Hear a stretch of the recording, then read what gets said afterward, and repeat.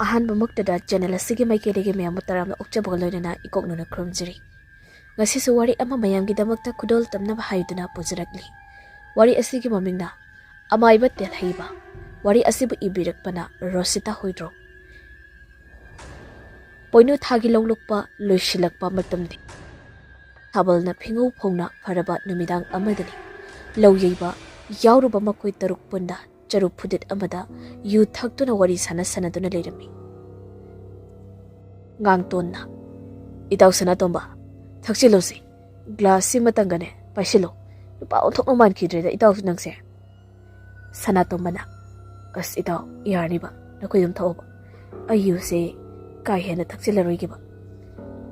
ꯆꯥꯎꯕꯅ "ꯑꯁ ꯌꯥꯔꯤꯕ ꯏꯇꯥꯎ, ꯅꯍꯥꯟꯈꯩꯒ ꯊꯕꯛ ꯋꯥꯅ ꯁꯨꯔꯨꯕꯒꯤ ꯉꯁꯤ ꯅꯣꯡꯃꯈꯛ ꯊꯛꯄꯁꯤꯗ ꯅꯪꯒꯤ ꯅꯨꯄꯤꯅꯅꯦ ꯍꯣꯔꯦꯟ ꯐꯨꯅꯤ ꯍꯥꯏꯔꯣ?" "ꯑꯁ ꯏꯇꯥꯎ, ꯃꯗꯨꯒꯤ ꯅꯠꯇꯦꯕ, ꯑꯩ ꯏꯁꯥꯁꯦ ꯀꯌꯥ ꯅꯨꯡꯉꯥꯏꯇꯦꯅ ꯇꯧꯕꯅꯤ꯫ ꯑꯩꯈꯣꯏ ꯂꯣꯏꯁꯤꯟꯅꯕ ꯇꯧꯔꯁꯤ, ꯄꯨꯡꯁꯨ 10 ꯍꯦꯟꯖꯤꯜꯂꯛꯂꯤ." ꯊꯣꯏꯕꯅ ꯑꯃꯨꯛ "ꯑꯁ ꯏꯇꯥꯎ, ꯀꯩꯅꯣ ꯉꯁꯤ ꯈꯛ ꯄꯨꯟꯕꯁꯤꯗ ꯅꯪ ꯌꯨꯝꯗ ꯌꯥꯝꯅ ꯍꯟꯅꯤꯡꯂꯤꯗꯨꯅ? ꯉꯥꯏꯍꯥꯛ ꯂꯩꯈꯤꯁꯦ ꯀꯩꯅꯣ." ꯁꯅꯥꯇꯣꯝꯕꯅ "ꯏꯇꯥꯎ, ꯅꯈꯣꯏ ꯀꯥꯎꯔꯕꯣ? ꯉꯁꯤꯁꯦ ꯊꯥꯡꯖ ꯅꯨꯃꯤꯠꯅꯤ, ꯂꯥꯏ ꯇꯤꯟ ꯀꯟꯕ ꯅꯨꯃꯤꯠ.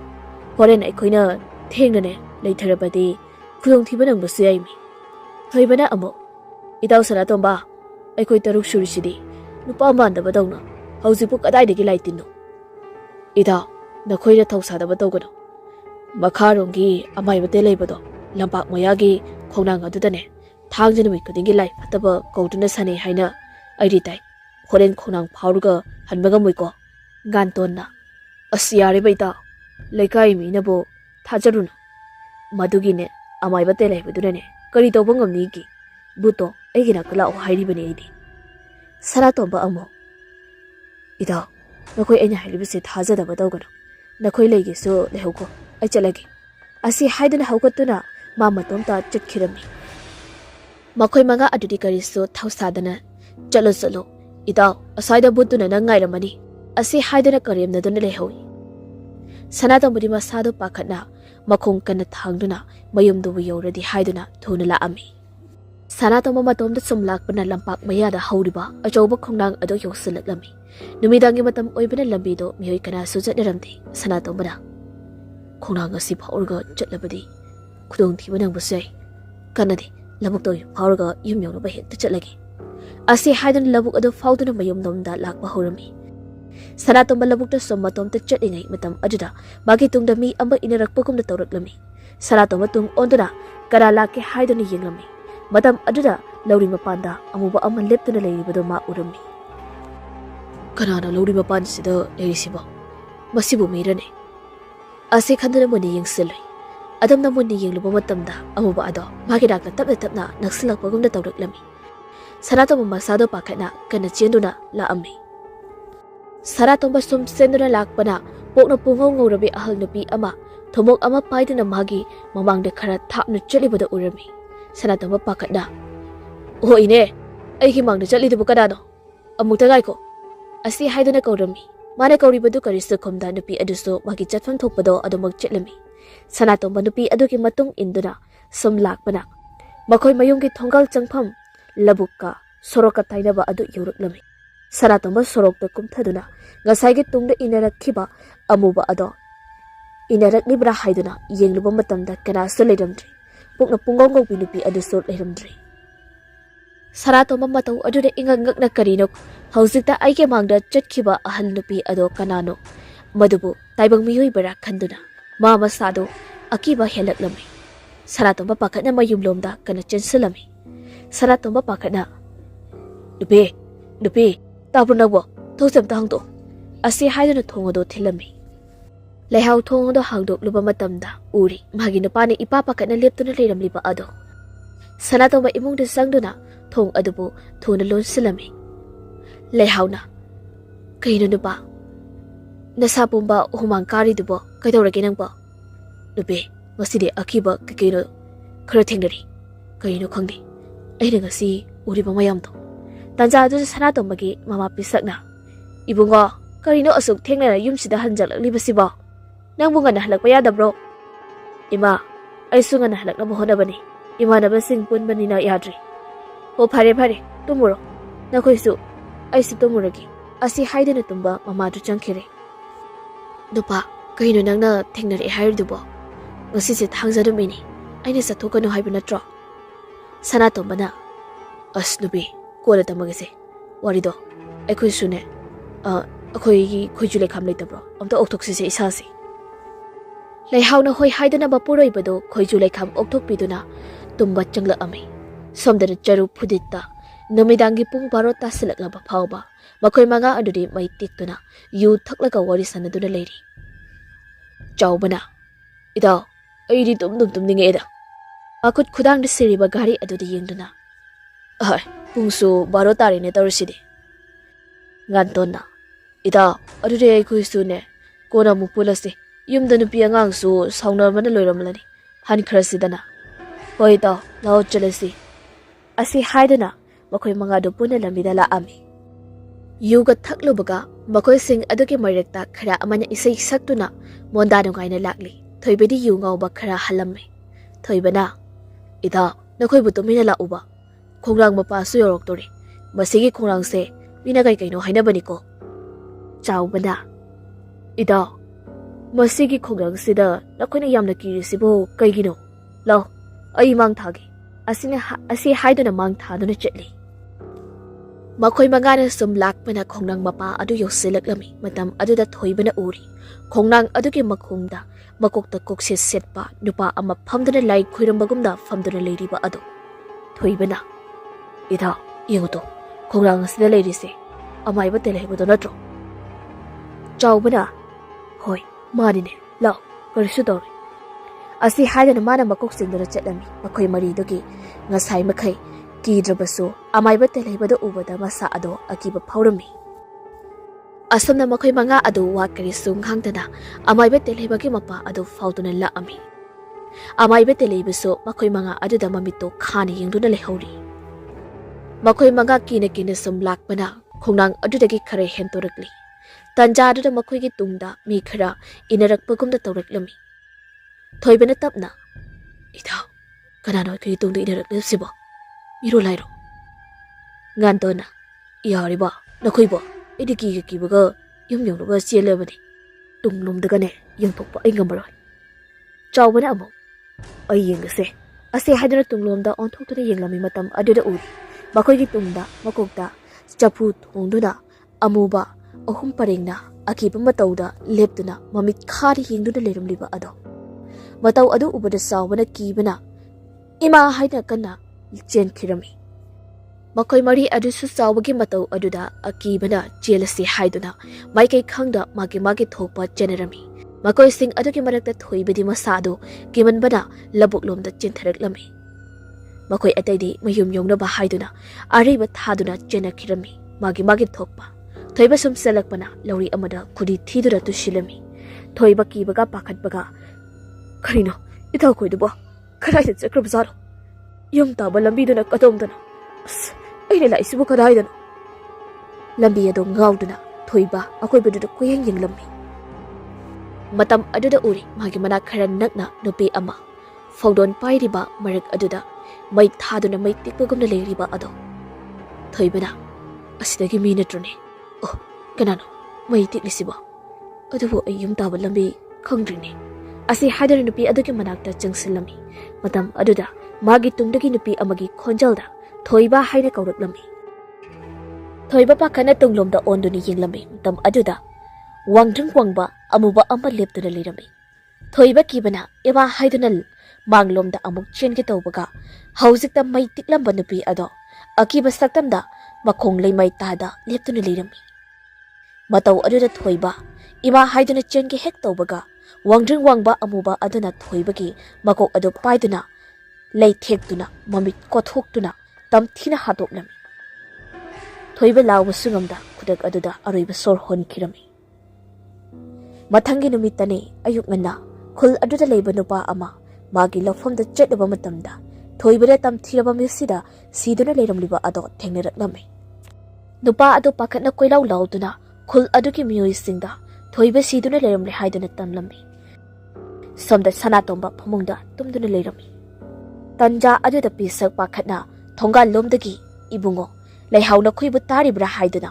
ꯀꯣꯏꯀꯧ ꯀꯧꯗꯨꯅ ꯆꯪꯂꯛꯑꯝꯃꯤ꯫ ꯂꯩꯍꯥꯎ ꯃꯅꯦꯝꯅ ꯄꯥꯈꯠꯅ ꯀꯣꯏꯀꯧ ꯀꯧꯗꯨꯅ ꯆꯪꯂꯛꯄ ꯃꯇꯧ ꯑꯗꯨꯗ ꯀꯩꯗꯧꯕ ꯌꯥꯎꯔꯕꯖꯥꯠꯅꯣ ꯍꯥꯏꯗꯨꯅ ꯏꯃꯨꯡꯗꯒꯤ ꯆꯦꯟꯊꯣꯔꯛꯂꯝꯃꯤ꯫ ꯏꯃꯥ, ꯀꯩꯗꯧꯕ ꯌꯥꯎꯔꯒꯦ? ꯑꯗꯨ ꯄꯥꯈꯠꯅ ꯀꯧꯔꯤꯗꯨꯕꯣ? ꯄꯤꯁꯛ ꯄꯥꯈꯠꯅ, ꯏꯕꯦꯝꯃ, ꯅꯣꯏꯕꯨ ꯇꯥꯗ꯭ꯔꯦꯅꯦꯍꯦ, ꯃꯌꯥꯏ ꯂꯩꯀꯥꯏꯒꯤ ꯊꯣꯏꯕꯗꯣ ꯂꯕꯨꯛ ꯃꯌꯥꯏꯗ ꯁꯤꯗꯨꯅ ꯇꯥꯔꯝꯂꯦ ꯍꯥꯏꯔꯤꯕꯁꯤꯕꯣ? ꯏꯕꯨꯡꯉꯣꯗꯤ ꯀꯗꯥꯏꯗ ꯂꯩꯈ꯭ꯔꯕꯒꯦ? ꯀꯩꯅꯣ ꯏꯃꯥ ꯍꯥꯏꯔꯤꯁꯤꯕꯣ? ꯑꯁꯦꯡꯕꯒꯤꯔꯣ?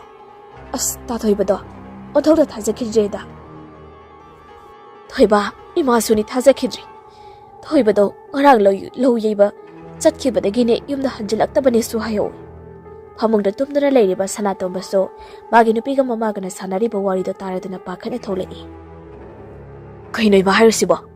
ꯏꯇꯥꯎ ꯊꯣꯏꯕꯕꯣ? ꯀꯩꯅꯣ ꯇꯥꯔꯤꯕ ꯄꯥꯎꯁꯤꯕꯣ? ꯉꯔꯥꯡ ꯅꯨꯃꯤꯗꯥꯡ ꯑꯩꯈꯣꯏ ꯄꯨꯜꯂꯝꯕꯅꯦ꯫ ꯏꯇꯥꯎꯗꯣ ꯀꯔꯝꯅ? ꯄꯤꯁꯛꯅ, ꯈꯪꯗ꯭ꯔꯦ ꯏꯕꯨꯡꯉꯣ, ꯑꯣꯟꯊꯣꯛꯅ ꯅꯨꯡꯉꯥꯏꯈꯤꯗ꯭ꯔꯦ꯫ ꯃꯥꯒꯤꯅꯦ ꯑꯁꯤꯕꯒꯤ ꯃꯊꯧ ꯃꯉꯝꯗꯣ ꯄꯥꯡꯊꯣꯛꯄ ꯅꯪꯁꯨ ꯌꯥꯎꯕꯤꯔꯨꯆꯣ꯫ ꯆꯠꯂꯣ, ꯏꯃꯥꯁꯨ ꯐꯤ ꯍꯣꯡꯂꯒꯦ꯫ ꯑꯁꯤ ꯍꯥꯏꯗꯨꯅ ꯏꯃꯨꯡꯗ ꯆꯪꯈꯤꯔꯝꯃꯤ꯫ ꯊꯣꯏꯕꯁꯨ ꯍꯣꯏ ꯏꯃꯥ, ꯑꯩꯁꯨ ꯆꯠꯂꯨꯈꯤꯒꯦ ꯍꯥꯏꯗꯨꯅ ꯊꯣꯏꯕꯒꯤ ꯃꯌꯨꯝꯂꯣꯝꯗ ꯆꯠꯈꯤꯔꯝꯃꯤ꯫ ꯁꯣꯝꯗ ꯊꯣꯏꯕꯒꯤ ꯃꯊꯧ ꯃꯉꯝ ꯄꯥꯡꯊꯣꯛꯅꯅꯕ ꯈꯨꯜ ꯑꯗꯨꯒꯤ ꯑꯍꯜꯁꯤꯡꯅ ꯁꯨꯃꯥꯡꯗ ꯀꯨ ꯆꯜꯂꯤ꯫ ꯆꯥꯎꯕ ꯑꯃꯗꯤ ꯉꯥꯟꯇꯣꯟ, ꯃꯈꯣꯏꯁꯨ ꯅꯨꯡꯉꯥꯏꯇꯅ ꯏꯇꯥꯎ ꯊꯣꯏꯕ ꯍꯥꯏꯗꯨꯅ ꯀꯞꯂꯤ꯫ ꯊꯣꯏꯕꯒꯤ ꯏꯃꯨꯡ ꯃꯅꯨꯡꯒꯤ ꯃꯤꯑꯣꯏꯁꯤꯡꯁꯨ ꯅꯤꯡꯉꯝꯗꯅ, ꯏꯕꯨꯡꯉꯣ ꯊꯣꯏꯕ, ꯅꯪꯅ ꯇꯧꯔꯤꯕꯁꯤꯕꯨ ꯀꯔꯤꯅꯣ? ꯏꯆꯥꯕꯨ ꯑꯁꯨꯛ ꯇꯝꯊꯤꯅ ꯀꯅꯥꯅꯅꯣ ꯍꯥꯠꯇꯣꯛꯄꯤꯔꯝꯂꯤꯕ? ꯑꯁꯤ ꯍꯥꯏꯗꯨꯅ ꯅꯤꯡꯉꯝꯗꯅ ꯀꯞꯂꯤ꯫ ꯁꯅꯥꯇꯣꯝꯕꯁꯨ ꯊꯣꯏꯕꯒꯤ ꯑꯁꯤꯕ ꯃꯁꯛ ꯃꯇꯧ ꯑꯗꯨ ꯎꯕꯗ ꯅꯨꯡꯉꯥꯏꯇꯕ, ꯃꯁꯥꯗ ꯑꯀꯤꯕ ꯈꯔꯗꯤ ꯐꯥꯎꯏ꯫ ꯑꯁꯨꯝꯅ ꯂꯩꯀꯥꯏ ꯃꯤꯌꯥꯝ ꯆꯪꯗꯨꯅ ꯊꯣꯏꯕꯒꯤ ꯑꯔꯣꯏꯕ ꯃꯊꯧ ꯃꯉꯝꯗꯣ ꯄꯥꯡꯊꯣꯛꯈꯤꯔꯝꯃꯤ꯫ ꯅꯨꯃꯤꯗꯥꯡꯒꯤ ꯃꯇꯝꯅꯤ꯫ ꯈꯨꯜ ꯑꯗꯨꯒꯤ ꯆꯤꯗꯥꯏꯗ ꯂꯩꯕ ꯑꯃꯥꯏꯕ ꯇꯦꯜꯍꯩꯕꯒꯤ ꯌꯨꯝꯗ ꯈꯨꯜ ꯑꯗꯨꯗ ꯂꯩꯕ ꯍꯨꯏ ꯃꯌꯥꯝ ꯑꯃꯁꯨ ꯃꯥꯒꯤ ꯊꯣꯡꯒꯥꯜꯗ ꯂꯥꯛꯇꯨꯅ ꯀꯟꯅ ꯑꯀꯤꯕ ꯃꯇꯧꯗ ꯈꯣꯡꯂꯤ꯫ ꯑꯃꯥꯏꯕ ꯇꯦꯜꯍꯩꯕ ꯐꯤꯉꯧ ꯁꯦꯠꯇꯨꯅ ꯀꯥꯝꯕꯤ ꯑꯃꯗ ꯃꯩꯔꯥ ꯂꯥꯡꯗꯨꯅ ꯌꯨꯝ ꯑꯗꯨꯒꯤ ꯑꯀꯣꯏꯕꯗ ꯀꯣꯏꯅ ꯆꯠꯇꯨꯅ ꯃꯆꯤꯟꯗ ꯂꯥꯏꯔꯣꯟ ꯇꯤꯜꯂꯣꯟ ꯁꯣꯟꯗꯨꯅ ꯃꯩꯈꯨꯁꯤꯡ ꯑꯗꯨ ꯃꯈꯨꯠꯇꯨꯅ ꯍꯥꯏꯗꯣꯛꯂꯤ꯫ ꯇꯟꯖꯥꯗꯨꯗ ꯃꯥꯒꯤ ꯇꯨꯡꯗ ꯀꯅꯥꯒꯨꯝꯕ ꯑꯃ ꯏꯅꯔꯛꯄꯒꯨꯝꯅ ꯁꯣꯔꯣꯠ ꯇꯧꯔꯛꯂꯝꯃꯤ꯫ ꯑꯃꯥꯏꯕ ꯇꯦꯜꯍꯩꯕ ꯃꯁꯥꯗ ꯑꯗꯨꯃꯛ ꯈꯪꯖꯔꯝꯃꯤ ꯃꯥꯒꯤ ꯇꯨꯡꯗ ꯐꯠꯇ꯭ꯔꯕ ꯑꯃꯥꯡꯕ ꯂꯥꯏ ꯈꯔ ꯃꯥꯒꯤ ꯃꯇꯨꯡ ꯏꯟꯅꯗꯨꯅ ꯂꯩꯔꯤ ꯍꯥꯏꯕ꯫ ꯑꯃꯥꯏꯕ ꯇꯦꯜꯍꯩꯕ ꯁꯞ ꯂꯦꯞꯇꯨꯅ ꯀꯔꯤꯁꯨ ꯂꯩꯇ꯭ꯔꯕ ꯅꯈꯣꯏꯅ ꯑꯩꯒꯤ ꯂꯝꯕꯤꯗ ꯌꯦꯠꯆꯕ ꯁꯥꯗꯨꯅ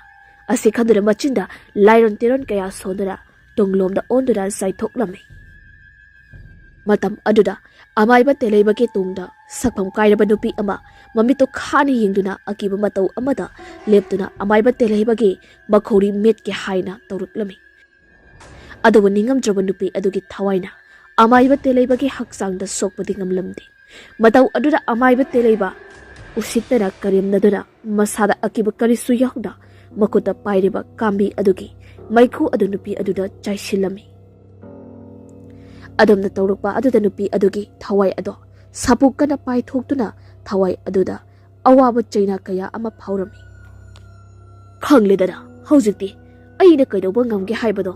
ꯀꯔꯤꯁꯨ ꯂꯩꯇ꯭ꯔꯕ ꯊꯋꯥꯏ ꯅꯪꯅ ꯑꯩꯕꯨ ꯁꯤꯡꯅꯕ ꯁꯥꯔꯤ꯫ ꯅꯨꯄꯤ ꯑꯗꯨꯒꯤ ꯊꯋꯥꯏ ꯑꯗꯣ ꯑꯃꯝꯕ ꯃꯔꯛ ꯑꯃꯗꯒꯤ ꯀꯞꯇꯨꯅ, ꯍꯥꯠꯀꯅꯤ, ꯑꯩꯅ ꯅꯪꯕꯨ ꯁꯣꯏꯗꯅ ꯍꯥꯠꯀꯅꯤ꯫ ꯑꯩꯒꯤ ꯇꯥꯏꯕꯪ ꯃꯤꯑꯣꯏꯕꯒꯤ ꯄꯨꯟꯁꯤꯕꯨ ꯅꯪꯅ ꯃꯥꯡꯍꯟꯗꯨꯅ ꯍꯧꯖꯤꯛꯇꯤ ꯑꯩꯒꯤ ꯊꯋꯥꯏ ꯑꯁꯤꯅ ꯂꯩꯕꯥꯛꯇ ꯇꯤꯟꯕꯁꯨ ꯉꯝꯗ ꯂꯩꯔꯛ ꯈꯨꯜꯂꯛ ꯈꯣꯡꯕꯥꯜ ꯂꯨꯄꯥꯟꯗ ꯀꯣꯏꯄꯥꯏ ꯄꯥꯏꯗꯨꯅ ꯋꯥꯅ ꯈꯥꯡꯂꯤꯕꯁꯦ ꯅꯪꯅꯗꯤ ꯑꯁꯤ ꯍꯥꯏꯗꯨꯅ ꯀꯞꯂꯤ꯫ ꯑꯃꯥꯏꯕ ꯇꯦꯜꯍꯩꯕꯅ, ꯀꯔꯤ, ꯅꯪꯅ ꯑꯩꯕꯨ ꯍꯥꯠꯄꯗꯤ ꯃꯄꯣꯛꯁꯤꯒꯤ ꯑꯣꯏꯊꯣꯛꯇ꯭ꯔꯕꯅꯤ꯫ ꯁꯦ ꯌꯦꯡꯉꯨ, ꯑꯩꯒꯤ ꯏꯁꯥꯗ ꯁꯤꯔꯤꯕ ꯂꯤꯛꯁꯤ ꯑꯆꯝꯕ ꯂꯤꯛ ꯅꯠꯇꯦ꯫ ꯅꯪꯅ ꯑꯩꯕꯨ ꯍꯥꯠꯄꯗꯤ ꯑꯣꯏꯊꯣꯛꯇ꯭ꯔꯕꯅꯤ꯫ ꯑꯁꯤ ꯍꯥꯏꯗꯨꯅ ꯈꯥꯛꯅ ꯅꯣꯛꯂꯤ꯫ ꯅꯨꯄꯤ ꯑꯗꯨꯒꯤ ꯊꯋꯥꯏꯅ ꯀꯞꯇꯨꯅ, ꯅꯪꯅ ꯑꯩꯒꯤ ꯏꯃꯥꯕꯨꯁꯨ ꯇꯝꯊꯤꯅ ꯑꯣꯠꯄꯤ ꯅꯩꯕꯤꯗꯨꯅ ꯍꯥꯠꯇꯣꯛꯄꯤꯕ, ꯑꯩꯕꯨꯁꯨ ꯃꯤ ꯐꯠꯇ꯭ꯔꯕ ꯅꯪꯅ ꯅꯆꯥꯒꯨꯝꯕ ꯑꯩꯕꯨ ꯏꯖꯠ ꯃꯥꯡꯍꯟꯗꯨꯅ ꯍꯥꯠꯇꯣꯛꯄꯤꯕ, ꯑꯩꯅ ꯅꯪꯕꯨ ꯁꯣꯏꯗꯅ ꯍꯥꯠꯀꯅꯤ꯫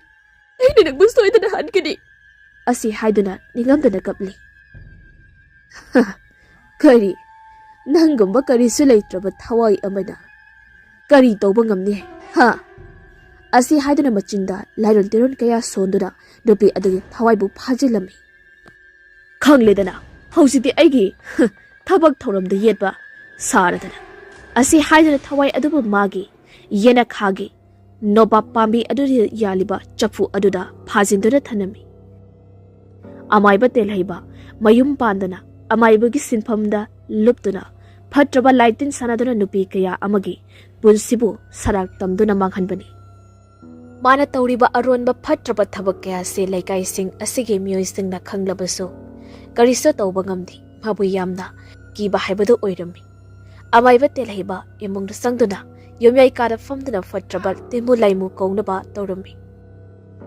Magi sharu mako yekpa lari amabu puthoraktuna machinda lairon sonduna timu laimu singdo kauba horaknami. Hai haya haiduna aina da khoibu kaurabani la aigi nakta asi haiduna machinda leptana thawai singba kaurami. Tanja aduda lonsenduna leiriba thongnau sing ado sapu kana hangdortuna amuba nungsit matum ama akiba khonjalda nung aduna amaiba telheibagi akoibada koi pai paiduna leirami. Amaiba telheiba mamito tapna pangthorakpa matamda uri. Magi mamangmaktuda mamai sit nanba thawai ama musuk muna leptuna leiramliba ado. Amaiba telheibana danga siri aigi inakta laklidana haujitina hak aina tau heba thabak taugadabani. Phatraba thawai aduna hayu nangna ibu kauthoraklibase karigino nangi kari apamba leire. Aina nangbu kauribadi atai kari sunati khul asida leiriba miyoi singjigi yumda changduna aki akhang nanghallu aduga makoigi sana lupa sing puraktuna aigi ifamda sinau. Hey amaiba nangna ikhoibu hana asumna nangi thabak thauramda sijinaramlaga aikhoigi chak thakti nangna pikhiri maram aduna ai nangna hairibado yaba ngamloi. Amaiba telheibana kari haiba nang yagadra yaroidra hayu al haiduna makhutta siriba charik paring aduna thawai adu lebliba maikaida kalami.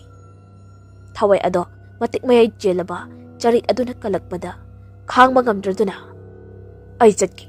He amaiba nang haibo wafam singdo ai yaragi asi haidana wana jaina khanglami. Amaiba telheiba do no fit tawna ho aduni dana adum nang asaina yaba kaidawi chalo nangi sintha pangjaruro asi haidana thadoklami.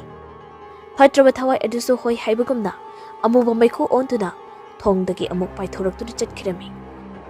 Amaiba telheibisul lai sanabagi potjai singadu loishandura thongnau singadu lonsaduna tumba changlami.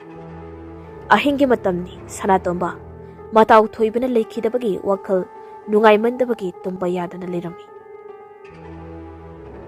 Itau thoiba asuk tamthinabu hatpiramnabasibu kanana oirabazana sa kainago oirabazala asi haina wakhaldo nungaitana lerami.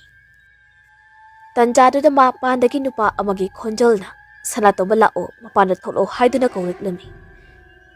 Karinone asuk thenglaba ahingsida aibu kauriklibasibu kana oirabazana asi haiduna khonjal adubu punna tarami. Matam aduda mapandagi sanatomba lao haiduna kauduna adubak lerami. Sanatomba puk haugatuna kanano asuk kana kauribasibu amuktadi yenglogi asi khanduna loliba thong ado hangdoktuna yenglami. Adamna thong ado hangdoktuna yengluba matamdadi kanasu leramdi. Karinone haujikta adu kana kaukhribadubo aigi wakhalnarane asi khandana imungji changi haina tawrami asomna imungdi changi hek tawbaga yena khadagi angang ama hik launa kapagi makhol ama tarakdami. Kanage angang none asukane kaplibasiba asi khandana angang duna kaplibong maiki adomdi chatlami. Sanatomba yena khada leiriba adomda chattuna yengluba matamda uri yena khada hauriba noba pambi adugi makhongda mapi ise segaibna setpi angang ama mamai lukthaduna se kaptuna leiriba ado. Aima ibema nangbu kanano mafam sida kaidawribano nati nangbu kanagi machano lao ai nangi yumda thinbige asi haina angang dubu kauramni. Mana hairiba wa adu kari sukhumda angang adudi kaptuna adumak leirami. Sanatombada ibema lao kaka nangi yumda thinbige se hagolo asi haiduna angang adugi makhutta paiduna chingkhatki tawrami. Adumna hek angang adugi makhutta soklubada angang ado saphom kairaba saktamda Mamito khana yenglaklami. Sanatomba agang adugi akiba saktam adu ubada khangpret khangna ima haina lauduna mayumlomda kanna chelami.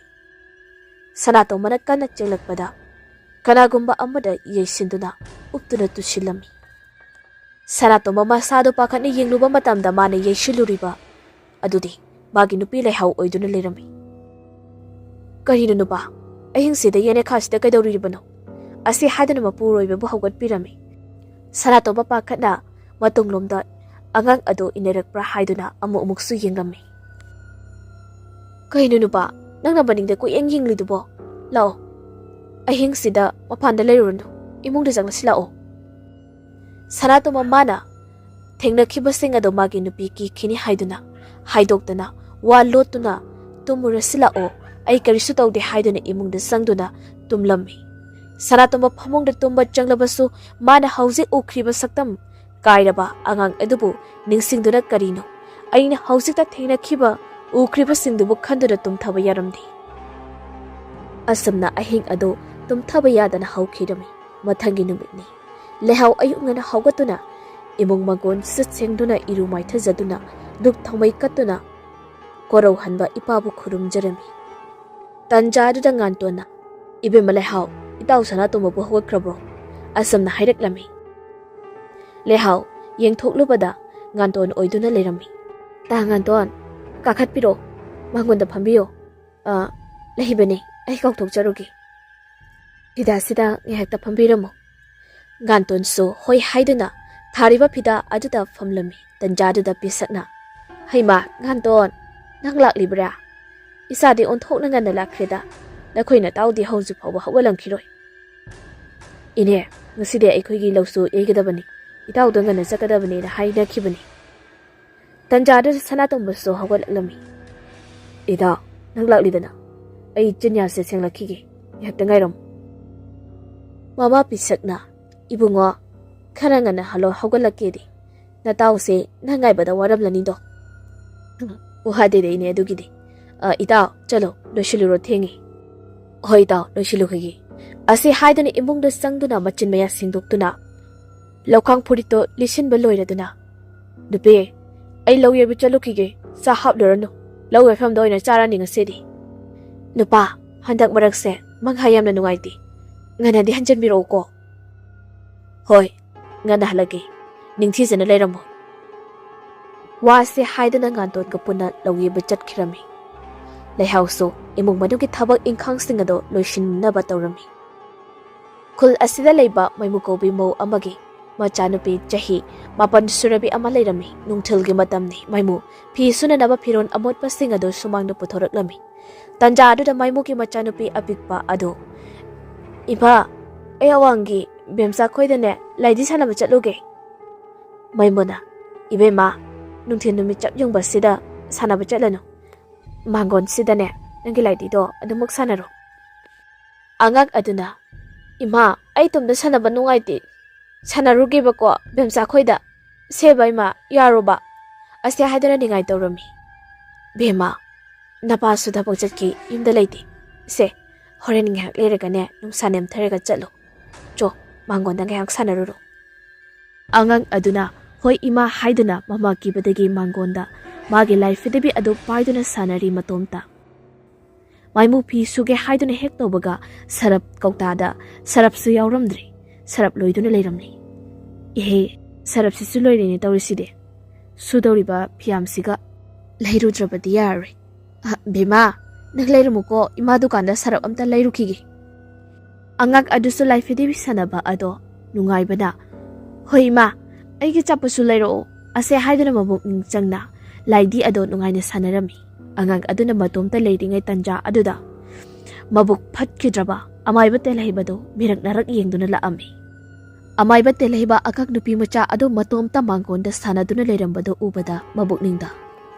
Angang pikliba nupi macha adudi Amaiba TELHEIBA na changlakliba ado karisu udaba magi chanariba ado nungaina ita laidi chak luiri chaksta thoklasi hoi ta haiduna laidi nungaina sanarami. Tanja aduda Amaiba TELHEIBA nupi macha aduda munni yengduna bema laidi sanariro asi haina haidaklami Adamna ikang khanghaudana Amaiba TELHEIBAna hairakpa aduda angang ado khangprek khangna ima haiduna kana laurami. Amaiba TELHEIBA angang adugi manakta sangsinduna Bima nangi pupu TELHEIBAni kigano isubalaidi sanarirone. Angang adusto Amaiba TELHEIBado ubada khara kibadi phaurami. Amaiba TELHEIBAna Bima nangi ima pabadi karaida sakre asi haiduna akoiba aduda mi leibra haiduna ko yinglami. Angang aduna pupu pabadi thabuk chakki imari dukan da chakkiye. Amaiba TELHEIBA angang adugi mama mapa leiramdaba aduda mabukningda harauba phaurami. Amaiba TELHEIBA angang aduna sanariba laidi adu paiduna munna yenglaga isugi laidi bisidi yana phajei. Asi haiduna magi makhwangda yepliba leibak akuppa ado paiduna angang adugi makoka managada tapna nanthabirami. Angang oibagi karisu khangzadaba harauna magi laidi phajei hairakpa aduda angang aduna pupu asengki aigi laidi se phajabra phajei isu laidi sanahoro pupu jalage ko wasi haiduna birak narak yenglaga chatkirami. Angang adudi Amaiba TELHEIBAna kari aronba phataba thabak torumli mi leitroba tanjada Amaiba aduna angang asigi manakta laklibagi maram karigino haiba khangzabadi natti. Maimu dukandagi halakpa matamda makhoigi thongaldagi Amaiba TELHEIBAna thokriba ado urami. Khul asida Amaiba TELHEIBAna changlamba imung ado mahei thajinduna awa ana misi mina hekta thoi maram asina maimu mabukningda chingnaba phaurami. Maimuna karino masibo awangi Amaiba TELHEIBado natrane isada matamta lehauri as nongmata aikhoida laktaba mana aikhoida thongalda thokhrisibo kari dawrisana asi khandana mabukningda chingnena ma mayumlomda changsalaklammi. Mangonda sanaduna leiramba angang nupi macha ado mama halakpado ubada harauna ima aigi sapoti kada sese nange sapot sida leiri asi haiduna pirami angang nupi macha ado asapot ado lauduna ima awangi pupu makoi chombado hauji aikhoida laami. Maimu mabukningda pakhatna made aikhoida kadauba laami ba angang aduna khangde ima mana ko imaga pabaga leibra hangami aduga tu aigi talai ise masak phaje herami aina sengki aigi ta se masak phajabra hangnini. Maimu adu chingnerabasu machagi mangda uthokta phaje jojo sanarro imane phi sukige asi haiduna phi du surabi. Somdana Amaiba TELHEIBA nungthilgi matam aduda thongnaudu lonsinduna magi phamungi phamangda phamduna uchan maira thaduna phimustatuna khongrai chandra famduna leirami. Amaiba TELHEIBAna ngaside maimu nangi nachanupigi thawai aina lauduna aigi itik iyai mahei hena heinabagidama nangi nachanupigi thawaibu laimu singi chakthak pirani. Asi haidana khakna doklami Amaiba TELHEIBAna ngasige aina pangthokkadawriba thabak asidi paring kaidana ahing phawba ising khuya apaphaw thakduna pangthokkadawribani phai pungpham asimaktagi haurigi. Asi khanduna magi paksi ado puthoraktuna lai kauduna sanaba sem sarami. Yasanglapa matamni maimu laiduk thadanaba laindau kada waiterami tanja aduda magi tungda kanagumba ama leptuna rirambagum tawrami.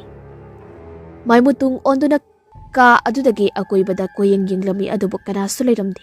Matam aduda makhuigi kadagi machanupina ima haina kanna lauraklami. Maimu machana kanna laurakpa aduda pakhana ibhima kaithorage asi haiduna magi kada sangduni yenglami. Adumna yengluba matamda hausida machanupina kanna laurakhiba ado kanasu leiramdi. Maimu macha leiramdaba aduda pakhana ibhima nambu kadaida leibage ibhima asi haiduna kanna koi korami tanjaduda saksanglomdagi machanupina ima ke haige ai saksangda leiye asi haiduna khumla ami. Maimu chaksangda sangduna yengluba matamda machanupi phakta phamduna laik paduna leirami. Ibema hausida kana laurakhibado nangna tabra mama aidi laudi ari homework tawduna lei mama na homework taw hairamidudi ana iriba boy adu ulaklami.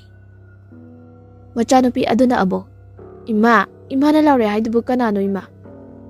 Maimu masada jingnaba angakpa kayadi phauribani adubu machada wal lotuna kana sunateda paro paro lairikto ima laiduk thaba loishinkige asi haiduna laiduk tharami. Maimu laiduk thaba loiraduna sak thonglami tanjaduda hui suma khoigi thongkalda yakna kanda khongli. Machanupina ima aikoi pabado hauju phawa halaktrisibu kaigino khangdine napado halakpadi matam helabani karino ngasidi asuk yamna thinglibasina kaidawba yarabazano. Tanjaduda maimugi mapuroiba chawbaso halaklami. Isadi maram yamna mokreda larika paradana. Machanupina Baba kaigino asuk thingna halaisiba. Isa thoibi saurano hayeng khaidi pabane ngana halagi. Haisu haibani kaigino ngasi yamna asuk amna thinglaisiba kaidawba yarage. Nubi ai ngana di halakbani aduda aikoi khulgi lampak mayagi khongnangdugine mapa hek yobaga gari suyaraktribani gari semikandane thengle ibanine. As onthokpani madugi khongnang mapado aduma gari hekta yahaktapa mayam siyawi haine laitin khara khulgine ahal sing tanaraga khoiram thokpadi phabani. Gari se malakpagi oirini ka hene khanjaluna se saktum lushilo chaklami. Maimusu hoi haiduna sak ising ado loishinduna sakpuna chaminarami. Somda numidangi pung 10 mukta ba matam aduda Amaiba TELHEIBA yumyai kada famduna chawbagi machagi thwaibu kaunana ba hotnarami. Somda numidangi matam thingjilakpana chawbagi imungdu loina tumnarami. Chawbagi machanubi sanaba laidi ado upudagi sanapot mayam thamliba adudagi laidi ado fanlauna chong tharaklami. Chawbagi machanubi duna tumduna leiringai tanja aduda nungshiraba khonjal amana Ita haugulo Ita aikoi ni sana se hauguloba asi haina lamai. Adumna hanjin leptana kaurakpa aduda tumduna leiramba chawbagi machanubi ado mikap thoraklami. Matam aduda uri magi laidi aduna ita haugatlo haina haudoktuna leiramliba ado. Chawbagi machanubi adoso wakal amada hoi ita ai lake haiduna haugatlami. Laidi aduna lao ita mapanda sanaruse haiduna thok hangdoktuna angang aduga punna mapanda thoktuna laidi adugi matung inaduna adumak chitnami. Somdana Amaiba TELHEIBA machinda lairon tilon kaya ama sonduna angang adugi thawaibu lepalaitana kaurami. Adumna leptana angang adugi thawai adubu kauba aduda laidi adugi matung inaduna wakal amada angang adusu inaduna TELHEIBAgi mayumda ahing aduda laami. Amaiba TELHEIBA su machinda leptana lairon sonba leplamdi. Tanja aduda non londuna leiriba thong ado matomda hangdoraktuna laidi aduga angang aduga imungda sangla ami. Amaiba TELHEIBA mamitto tapna pangthoraktuna nokfet tawduna nahag hauzikti aiginakta laklidana. Laidi aduga angang aduga TELHEIBAgi mangda famduna leirami. Matam aduda Amaiba TELHEIBA na thang ama thamduna he thawai payo thang ase nagidakutta lelo. Angang adudi wakan tadana thang adubu paiduna makutta lensilami hanjin. Angang adugi thawai ado TELHEIBAgi makutta changduna mana tau haiba thabak tawduna leirami. Amaiba TELHEIBA na payo thang ase amok nangi khori charamda lelo hairami. Angang adudi tarang amada thang adubu paiduna masagi makhori charamda thang aduna lenjalami. Adumna makhori aduda lenthat jaduna angang adu khudakta thawai thakirami. Amaiba TELHEIBAgi yumyai ado angang adugi ikheng mayam chentharaktuna leirami. Amaiba TELHEIBAdi magi ningba thongle khanduna sa amagumna angang adugi ikheng sing ado thaktuna masada teshili. Somdara ahingi matam aduda maimu amadi sawba mikap tholakpa matamda machanupi leiramdaba aduda pakhatna machabu koithi thirami. Makoi mapa kaino ang ahingsida isado karaida leikrabagi. Bema asi haidana kaptuna kaurami. Nubi aikoi kaptuna leibagi kanaroi leikai myam taktuna ni isado phangnadaba umta thisi. Asomna khul adugi myam sing ado taktuna agang adubu koithi thirami. Mayam marak aduda saratomba su thiba yaurami.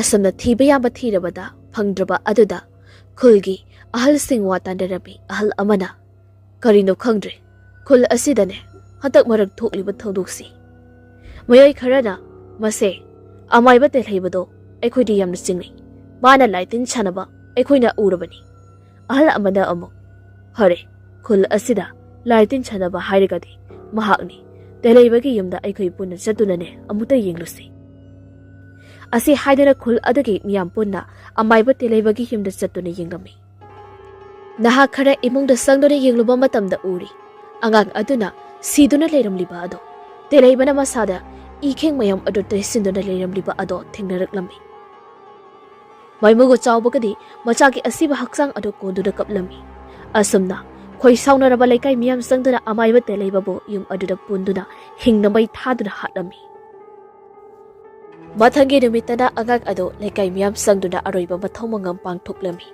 ꯑꯁꯨꯝꯅ ꯑꯃꯥꯏꯕ ꯇꯦꯜꯍꯩꯕ ꯂꯩꯇꯕꯗꯒꯤ ꯈꯨꯜ ꯑꯗꯣ ꯑꯀꯤ ꯑꯈꯪ ꯌꯥꯎꯗ ꯏꯪꯅ ꯆꯤꯛꯅ ꯅꯨꯡꯉꯥꯏꯅ ꯄꯥꯟꯈꯤꯔꯝꯃꯤ ꯃꯇꯥꯡ ꯑꯁꯤꯗ ꯋꯥꯔꯤ ꯑꯁꯤ ꯂꯣꯏꯖꯔꯤ ꯋꯥꯔꯤ ꯑꯁꯤ ꯄꯥꯊꯣꯛꯆꯕ ꯃꯇꯝꯗ ꯁꯣꯏꯈꯤꯕ ꯌꯥꯎꯔꯕꯁꯨ ꯃꯌꯥꯝꯅ ꯉꯥꯛꯄꯤꯌꯨ ꯍꯥꯏꯅ ꯍꯥꯏꯖꯔꯤ